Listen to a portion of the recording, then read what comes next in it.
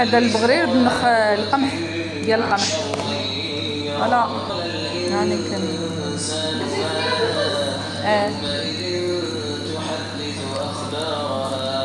تحدث أخبارها بأن ربك أوحى لها يومئذ يصدر الناس أشتاتا ليروا أعمالهم فمن يعمل مثقال ذرة خيرا يره ومن يعمل مثقال ذرة شرا يره. الرحمن الرحيم إذا زلزلت الأرض زلزالها وأخرجت الأرض أثقالها وقال الإنسان ما لها يومئذ تحدث أخبارها بأن ربك. السلام عليكم، كي دايرين؟ صافا بخير؟ بغيتو نسيب البغرير وها هو كيجي تبارك الله، جا غزال، جا هو منا. شوف هذا غيبان لكم هكا، هذا ديال القمح بوحدو، قمح بالنخاله.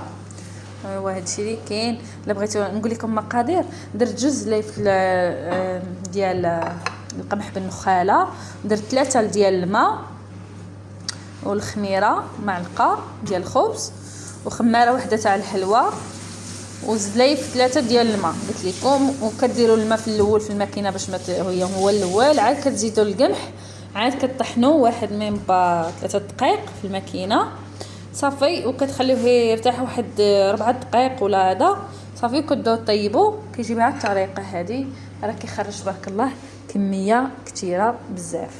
المهم ندو اخر وحدات نتوما. فوالا وهذا الشيء اللي كاين.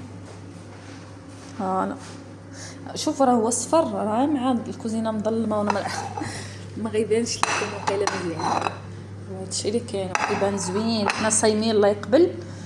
شكون اللي بحالنا صايم، راه مزيان الصيام في هذا النص ديال شعبان. وهذا الشيء اللي كاين. يلا دوزو بخير، تهلاو ليا في راسكم، وان شاء الله الا جربتوه ينال الاعجاب ديالكم. السلام عليكم، كي دايرين؟ صافا بخير؟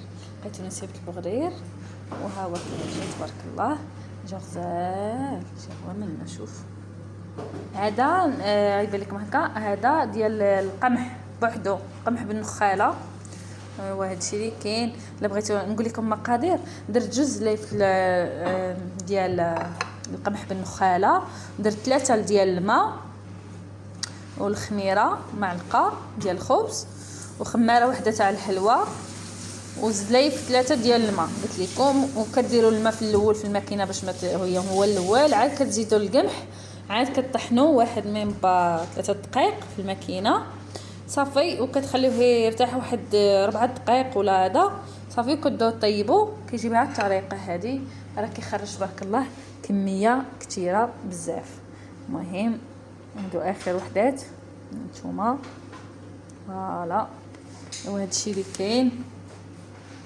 فوالا شوف راه هو صفر، راه مع الكوزينه مظلمه وانا ما غيبانش لكم وقيله مزيان. وهذا الشيء اللي كاين كيبان زوين. حنا صايمين الله يقبل. شكون اللي بحالنا صايم، راه مزيان الصيام في هذا النص ديال شعبان.